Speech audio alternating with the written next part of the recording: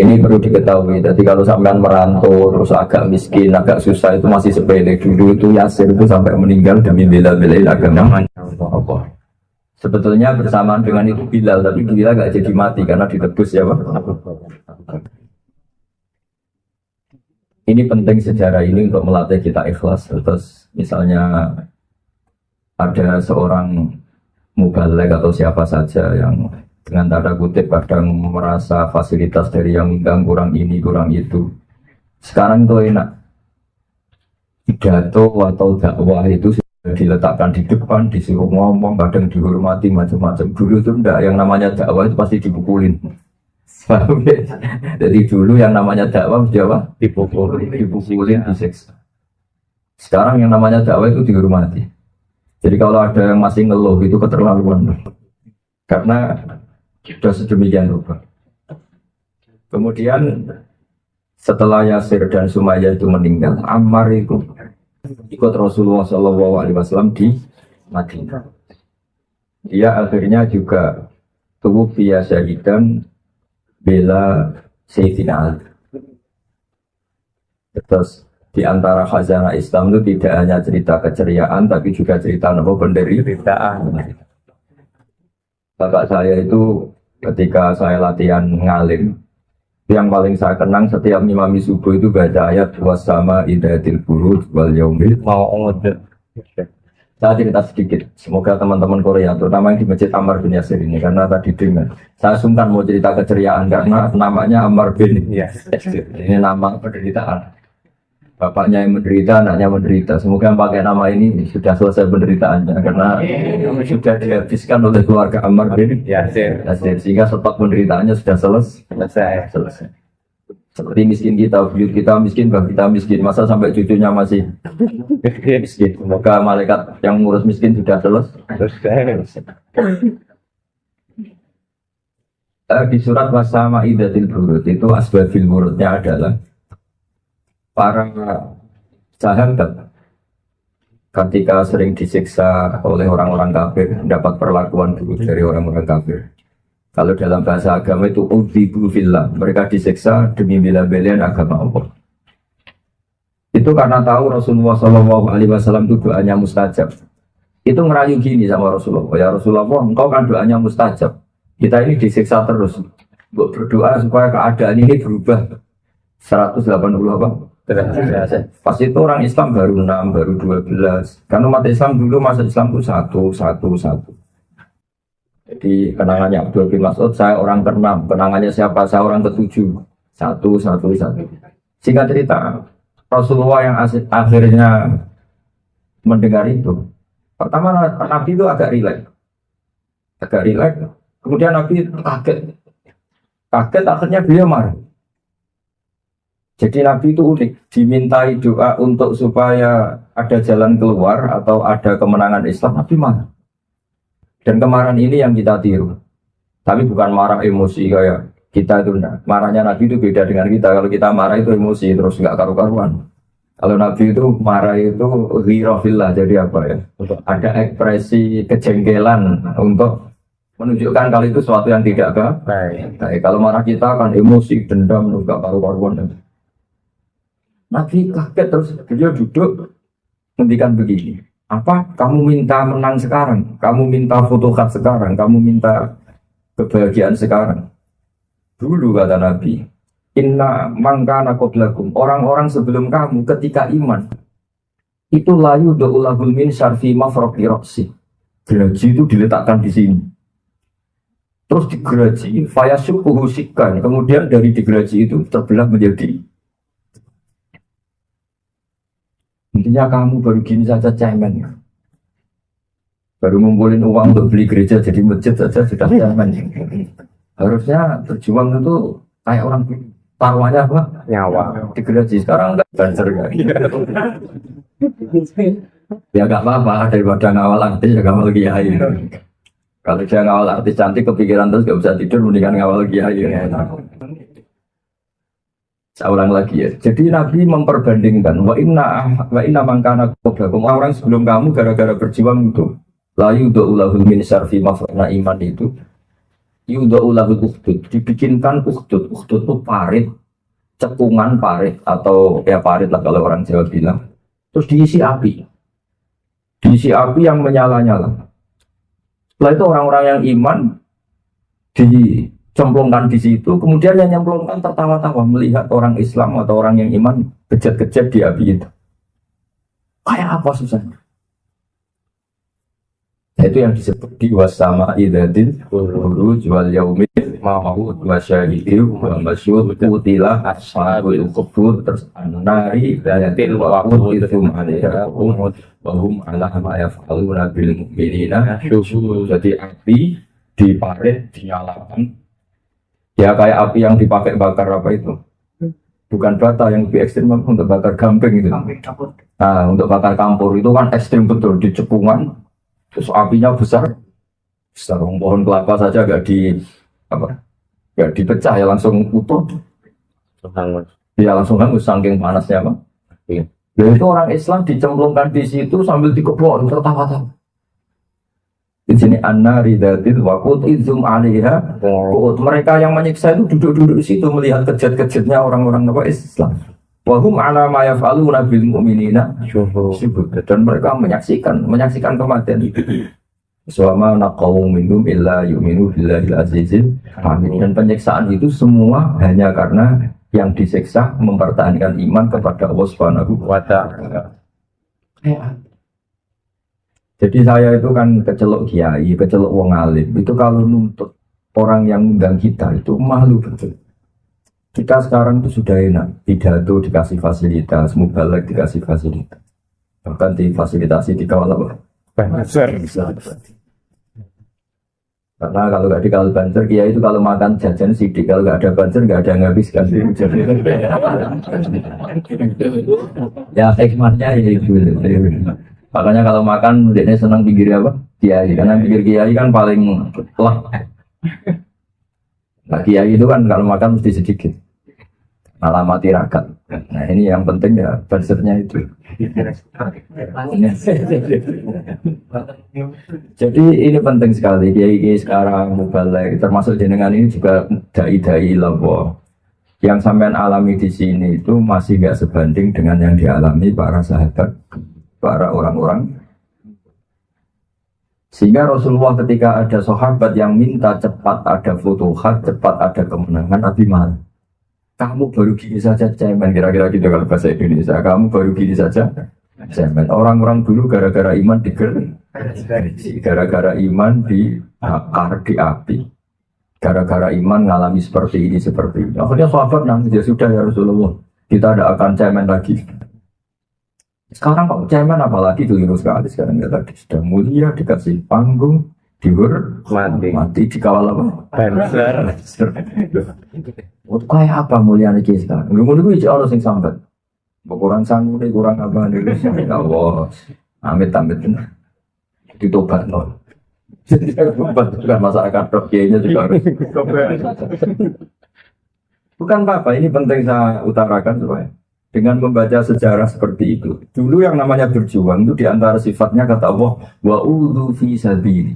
Mereka tersakiti ketika menuju jalanku kata Allah. Ini orang dakwah dulu itu tersakit-sakitan. Kalau jenengan di sini sakitnya apa coba? Karena nggak punya uang sumpah gitu. Kangen keluarga yang dikangeni nggak kangen itu saja itu sakit betul. Kangen keluarga ternyata yang dikangeni tidak kangen. Nelpon istri, jauh atau mas? Itu luar biasa. Tapi karena kulino ya ada saja, dinikmati saja. Jadi saya yakin sakitnya sampai itu situ. Nelpon keluarga nggak kangen. Kalau cinta perempuan lain yang kamu cintai tidak cinta kamu, itu sakitnya. Oh ini sudah ngalami semuanya, langsung cerdas semua, tapi itu pintar semua. Tapi ciri utama berjuang itu wa'udhu fisabili disakit. Jadi masjid ini spesial karena dengan nama Ammar bin Yasir. Jadi kita cerita kemenangan itu malu karena Yasir ini nggak menangi Fathu Makkah. Ya, Yasir ini tidak menangi Fathu Makkah. Beda dengan Bilal, ya beliau juga disiksa, tapi akhirnya kan menangi Fathu Makkah. Jadi menangi Islam keren. Beliau menangi kemenangan apa? Islam. Nah, kemenangan Islam itu ditandai warai tanah yadkhuluna fi dinillahi afwaja. Kamu melihat manusia masuk Islam itu bergelombang-gelombang. Karena dulu masuk Islam itu furoda satu. Tapi setelah Fathu Makkah, kampung ini masuk Islam, kampung ini masuk Islam, komunitas ini masuk Islam, bentuknya masif. Nah, itu namanya apa? Afwaja. Apa bergelombang? Wah, itu sudah kayak sekarang di Korea ini. Menurut saya sudah saatnya afwaja. Meskipun lewat imigrasi. Enggak apa-apa. Sementing Allah disembah di bumi. Jadi ciri utama agama itu ayyu'badallahi fi ardi. Allah disembah di bumi. Bumi ini milik Allah, semua milik Allah. Kemudian Allah enggak disembah. Allah diabaikan di bumi itu. Ini aneh dalam pemikiran hak. Sehingga tujuan agama itu apa? Supaya Allah disembah di bumi. Soal penyembahnya kontraan seperti ini enggak apa-apa. Enggak. Penyembahnya kan masih kontraan. Ada orang-orang yang apa? Ya jangan permanen, kamu punya keluarga, nanti diganti yang lain. Jadi ini kan yang nyembah Allah di bumi Korea kan ada orang-orang permanen sementara ini. Sebagian orang apa? Kontrak. Nomaden atau kontraktor ya. Enggak apa-apa. Dulu pertama kali Medina ada orang nyembah Allah juga pendatang dari Makkah. Indonesia pertama ada Islam juga pendatang dari Gujarat, dari Punjab. Cina pertama ada Islam juga ada pendatang dari Arab. Enggak apa-apa, semua ini proses. Sementing sampai jangan tergesa-gesa untuk segera menang. Milang itu Nabi tidak suka. Seperti tadi sahabat yang usul supaya Nabi minta sama Allah berdoa supaya langsung menang. Nah itu sama Nabi diingatkan jangan begitu. Dulu orang-orang berjuang alami gini-gini yang kamu alami. Jadi dengan cerita ini semoga Anda tambah kuat. Terus hikmah kedua menamai dengan Ammar bin Yasir. Terus tadi saya lihat data di bawah ada masjid Abu Bakar ya. Yang masjid apa? Musola Umar. Itu bagus sekali untuk penguatan mazhab Ahli Sunnah wal Jamaah atau aswajanya Nahdlatul Ulama. Kenapa saya katakan penting begini? Pada akhirnya di komunitas internasional, saya ulang lagi, pada akhirnya di komunitas internasional, ciri utama Ahli Sunnah itu apa? Mahabbatus sahabat. Sahabat utamanya siapa? Abu Bakar dan Umar. Dengan penamaan masjid seperti Ammar bin Yasir, Abu Bakar, Umar, itu sekaligus penegasan bahwa kita ahli sunnah wal jamaah. Ini hikmah yang luar biasa. Makanya Habib-habib yang alim alama itu sering kali anak-anaknya dinamai, putra-putra beliau dikatakan dinamai apa? Abu Bakar, dinamai Umar. Kita tahu Habib Kutub di Gresik namanya Pak Abu Bakar. Habib yang sekarang sangat populer namanya Pak Sayyid Umar Hafid. Yang balik terkenal, yang manfaatnya banyak, Habib Umar Muto. Dengan penegasan seperti itu kita tambah pede dengan mazhab Ahli Sunnah karena Alawi ini mayoritas baik mazhabnya Ahli Sunnah ditandai dengan nama-nama Pak Abu Bakar, Umar, ya dinamai dengan nama-nama para saya. Jadi penamaan Abu Bakar Umar itu tak kelihatan di mazhab Ahli Sunnah wal Jamaah karena min alamati Ahli Sunnah mahabbatus sahabat. Baik rom. Ini penting sekali karena min alamati Ahli Sunnah ikromus sahabat. Jadi penamaan ini sekaligus jadi Ammar bin Yasir mengenang penderitaan. Karena ini penting sekali, kamu tidak usah dikenang Mbak, yang mengalami, jadi ya, mengalami ya sudah dinikmati saja. Cuma kurang seru. Karena dulu Ammar bin Yasir bapaknya itu dipukulin, ditimpain batu sampai meninggal. Saya berharap dengan jangan, ya usah meninggal di sini. Setelah pulang ya jangan meninggal dulu, kaya dulu, makmur dulu. Kalau cucu-cucu sudah bosan baru meninggal. Kalau meninggal ya yang sopan, meninggal warisan atau apa, jangan bosan. Jadi yang sedikit punya etika apa? Jangan punya utang banyak terus meninggal. Dibuka catatannya apa? Utang itu nggak keren itu. Makanya Nabi itu nggak mau nyolati orang yang punya utang karena mayat ini nggak keren. Karena bukan berarti Nabi benci orang utang ya enggak, tapi ada yang terlalu, ada ninggali warisan, ninggali. Jadi ini penting sekali saya nggak tahu kalau masjid namanya Ammar bin Yasir. Ya tadi pas datang ke sini, sebenarnya dengar-dengar tapi nggak ngerti detail. Karena di sahabat itu ada yang namanya Ammar, ada yang namanya Ammar, ada yang namanya Umar. Nah tadi jadi asma'us sahabat imma Umar, Ammar, Ammar. Itu kan al-farqu yasir, perbedaannya kecil. Namanya saya tadi Ammar apa Ammar. Setelah datang ke sini benar-benar tahu kalau itu Ammar. Jadi harusnya nanti kalau ngeja lagi mimnya 2 ya, apa? Itu apa itu? M-nya 2 ya, kapan ya? Karena memang tulisannya ain, mimnya tasdid. Ya, kapan ngeja apa? Mim apa M-nya ditulis apa? 2. Double ya, double M ya. Ditulis double M karena apa? Ditasdid. Namanya Bang Ammar bin Yasir. Karena kalau Amr gini dikira ada sahabat namanya Amr bin As, apa? Jadi yang pakai ya Amr bin As, Abdullah bin Amr bin As. Ya, jadi nanti kapan-kapan lah, tidak harus sekarang susah, tidak takdir. Nah, jadi ini kalau dibuka paspor nanti gak jadi. Nanti Amr bin Yasir nggak punya apa? Paspor karena namanya nggak tahu. Jadi, ini penting sekali. Jadi saya mohon sekali keikhlasan kita ini kita jaga. Misalnya ngurusi Islam di sini kok gak jadi ketua Banser ya gak usah tersinggung. Gak jadi ketua PCINU ya gak usah tersinggung. Gak jabat di struktural juga gak usah. Ini kan termasuk di Jawa, termasuk di Loong Alim juga gak jabat apa-apa. Maka kabar-kabarnya dilibatkan di PBNU saja itu ya baru-baru itu aja masih kabar-kabar saya tidak tahu apa iya bangga ya. Tapi dengan atau tanpa itu namanya orang alim tetap berjuang. Karena berjuang itu perintahnya Allah, bukan perintah PBNU juga bukan perintahnya apa-apa. Jadi kalau karena perintah dia kalau di PHK atau dicopot atau sudah ada jabat terus nggak berjuang kacau kalau agama. Setelah nggak banser nggak ngaman kiai biarin aja kiai itu. Kenapa? Saya sudah ada. Memangnya yang merintah Anda ngawal kiai itu jaket Anda. Ngawal kiai itu perintah Allah, bukan perintah jaket. Jadi meskipun sudah tidak berjaket banser, kalau ada kiai ya di awal. Cuma kiai yang kurang gaya kan gak keren gak ya. Gak ya lalu atau jalan. Tapi ini penting sekali, cerita seperti ini penting sekali. Jadi Rasulullah itu sangat-sangat duka, sangat marah ketika ada sahabat minta Islam secepatnya menang. Karena itu menyalahi sunnatullah. Nabi Musa itu mengalahkan Fir'aun itu prosesnya panjang sampai mengalami kedinginan di musim salju. Sampai minta istrinya nyari-nyari apa api untuk apa corong Jawa itu didi untuk apa itu genen apa kalau orang itu saking dinginnya. Dia kecilnya dilarungkan di sungai Nil, mengalami macam-macam. Baru akhirnya mengalami kemenangan. Tapi ya itu resiko kemenangan, sudah dekat ajal. Di mana-mana kalau sudah kemenangan dekat ajal. Makanya sama kalau nggak mapan tenang saja berarti. Jauh lama.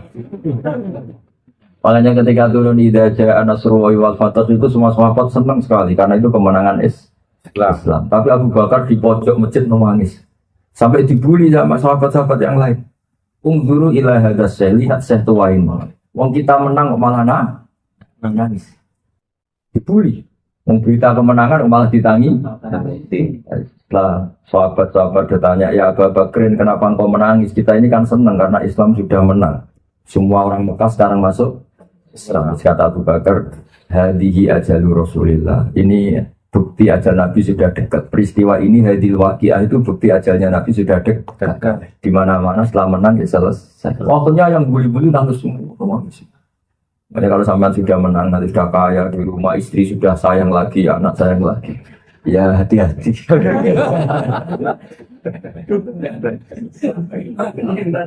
Tapi tidak, insya Allah tetap sampai tua karena ya Allah saatnya melaratnya kan 20 tahun. Insya Allah nanti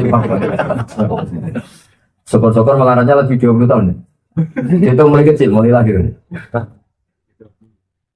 Enggak, mulai dihamil sudah miskin ya. Ya kan mulai mulai dicantumkan kan orang tua kita sudah miskin, wah lama lah miskin. Nah, insya Allah nanti kayaknya juga. Yang terakhir hadis khusus tentang Ammar bin Yasir ketika disiksa sama istrinya Sumayyah itu Nabi ngendikan begini, Sobron ala Yasir fa inna mau'idakum al jannah. Sobron ala Yasir fa inna mau'idakum al jannah. Sudah kamu sabar saja. Ya kamu sabar saja. Gara-gara peristiwa ini kamu atau sampean semua pasti akan masuk surga. Jadi termasuk sahabat yang dinas pasti dakhalal jannah. Meskipun semua sahabat kita yakin dakhalul jannah, semua sahabat ahli surga. Tapi di antara yang dinas secara spesifik adalah siapa? Ammar bin Yasir. Sobron ala Yasir fa inna mau'idakum al jannah. Assalamualaikum warahmatullahi wabarakatuh. MC-nya mana?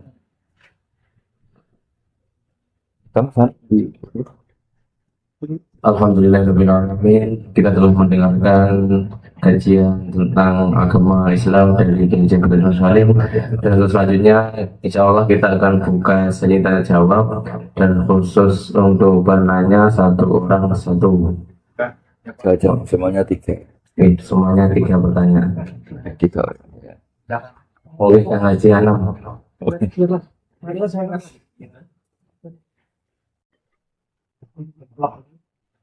Pertanyaan loh, jangan keluhan.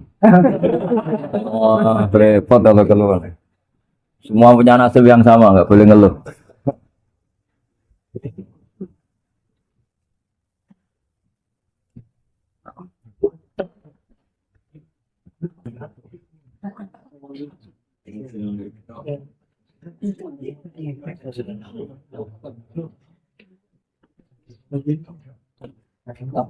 Tata kalam Langsung mawon. langsung tata kalam baru begini.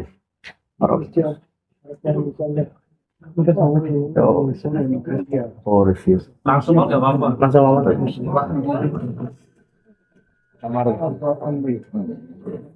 Assalamualaikum warahmatullahi wabarakatuh. Waalaikumsalam warahmatullahi wabarakatuh.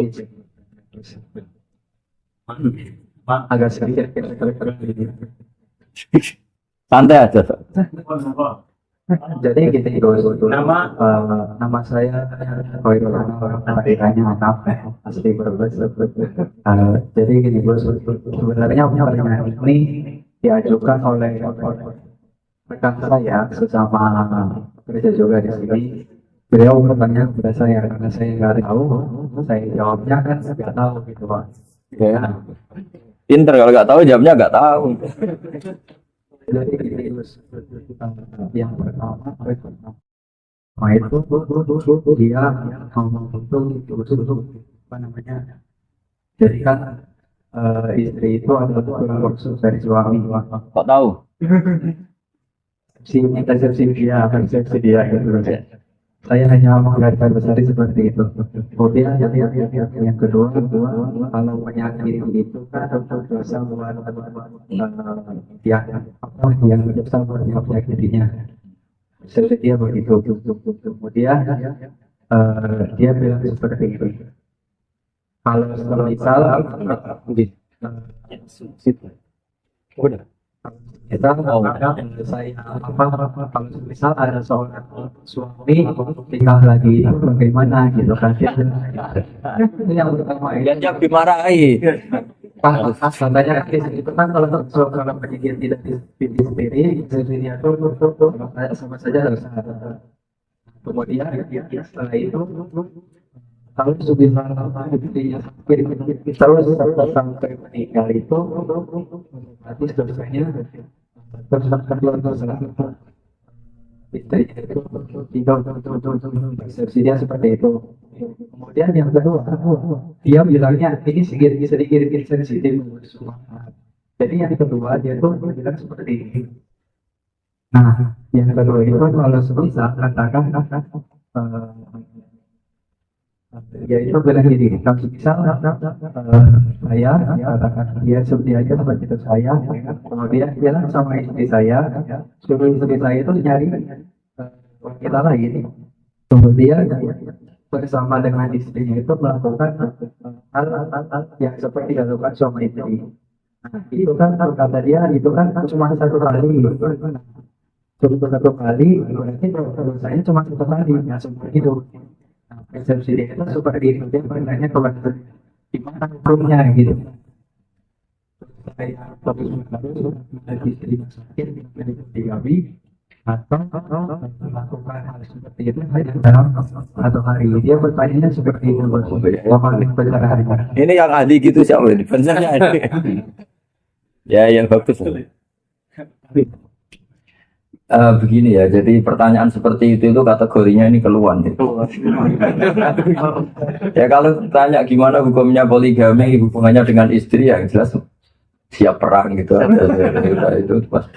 Kalau hukum dasar dalam Islam memang jelas boleh, tapi ya boleh dan siap pada resiko ya sudah biasa saja, gak usah.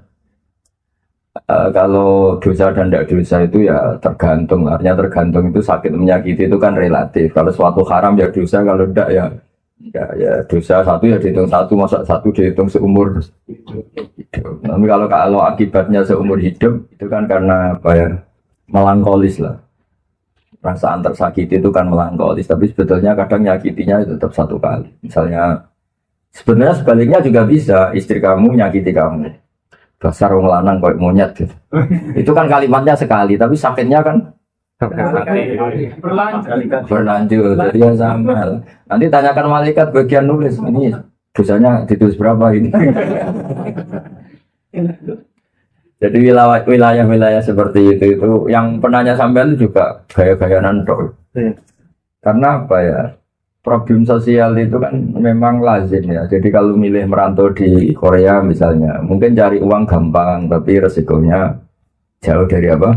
Keluarga. Kalau kumpul keluarga, nyari uang susah, tapi dekat keluarga. Tapi resikonya apa? Dimarahin, diomelin. Ya sudah hidup ya, seperti itu. Ya biwakum ayyukum ahsanu amala. Saya punya data kitab yang saya kenal bagus sekali. Kitab itu cerita begini. Semua yang ditakdirkan Allah itu baik. Yang nggak baik hanya satu maksiat. Karena nggak boleh kamu zina, maling berdasar kodok kodok. Jadi asal tidak maksiat itu sesuatu pasti positif. Termasuk beliau mencontohkan gini. Contohnya pasti unik. Ini terutama yang punya teman-teman banyak. Kata siapa dia teman akrab, setelah saya miskin gak dijenguk lagi, padahal zaman saya kaya sering kesini. Banyak gak orang miskin yang jatuh miskin bilang gitu? Zaman kaya temannya banyak, zaman miskin hilang ditinggal. Itu kata kitab itu bagus, Allah mentakdir begitu itu bagus. Coba kamu kaya raya dulu sering traktir teman terus numpak limusin bareng kemana-mana, tadi saya diantar limusin Korea. Orang miskin teman tetap ke situ.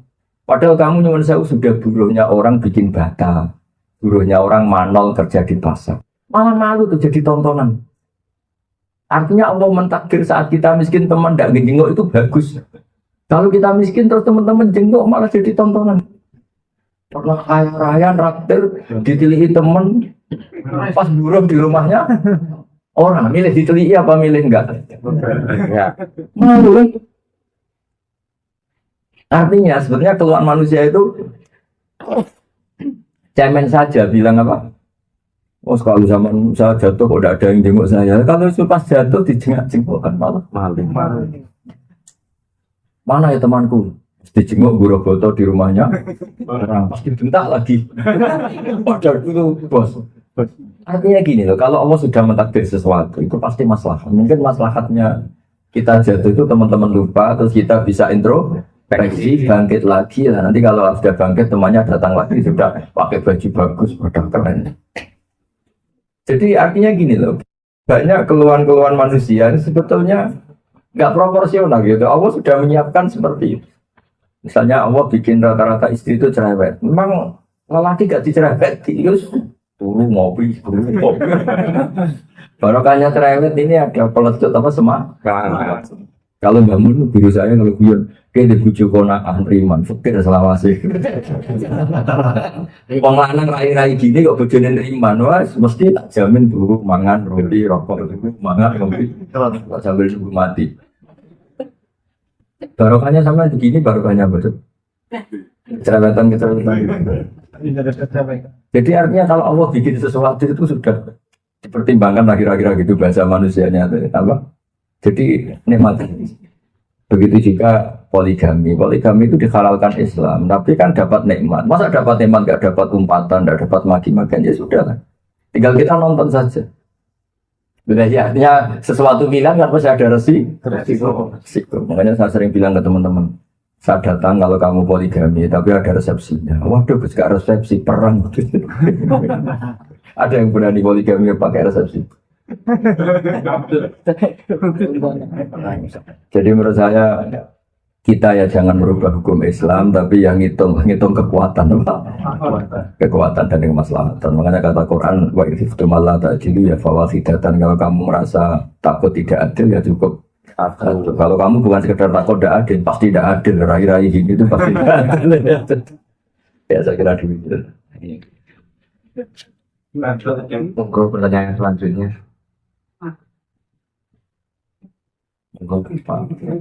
Ustaz muda dari Nursa, Kang Sumadi.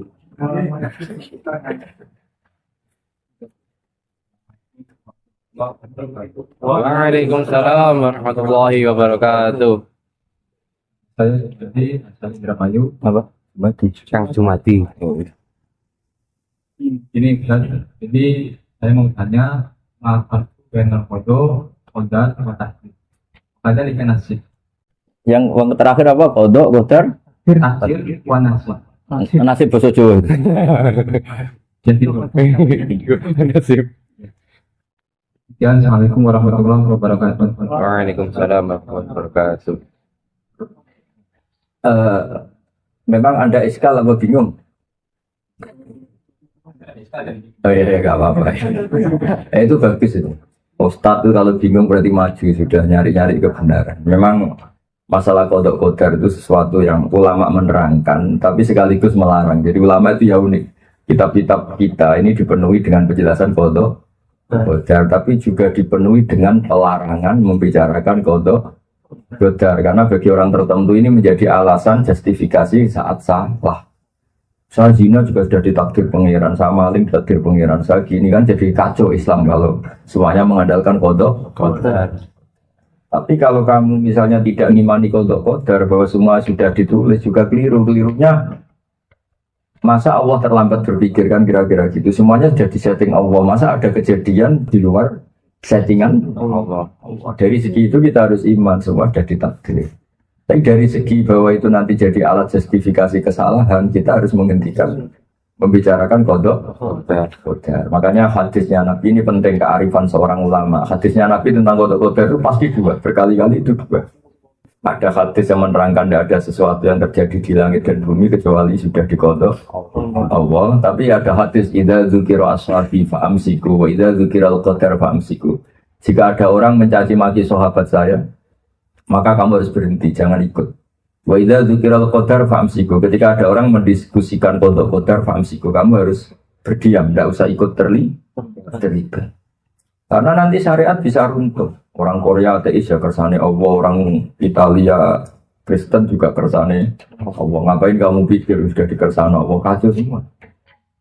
Tapi kalau kita misalnya ngalami nasib yang buruk kemudian ingin introspeksi, kadang yang meringankan itu kalau kita iman sama kodok.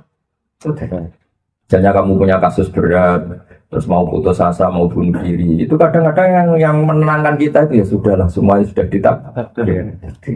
Jadi istilahnya kalau bahasa gaulnya itu ya membicarakan takdir kak besok bermata dua, kadang positif, kadang negatif. Maka kuatkan syariat itu. Syariat dikuatkan ya pokoknya ngadepi masa depan saja lah. Kalau punya utang ya kitabnya nyaur, itu jangan sudah kodok-kodar dosa nyaur. Istri pulang ya dijemput, jangan sudah kodok-kodar biar jadi makanya agama ini kawalah dengan syariat. Apa yang kita alami itu kawal dengan apa? Misalnya Anda pernah dosa besar atau dosa kecil, ya sudah perintahnya syariat tobat ya tobat, istighfar ya istighfar. Jangan lalu gak istighfar gak tobat, kan sudah ada catatannya. Jadi makanya tentang kodok kodar itu semua ulama ya karena beliau warasatul anbiya ketika ini dua kali. Ada saatnya baik dibicarakan, ada saatnya baik tidak dibicarakan. Yang terakhir kan. Monggo untuk yang terakhir. Assalamualaikum warahmatullahi wabarakatuh. Saya Mas Yono dari mana? Tanya masalah usukan sholat. Iya, iya. Kami di sini sebagai PKI mungkin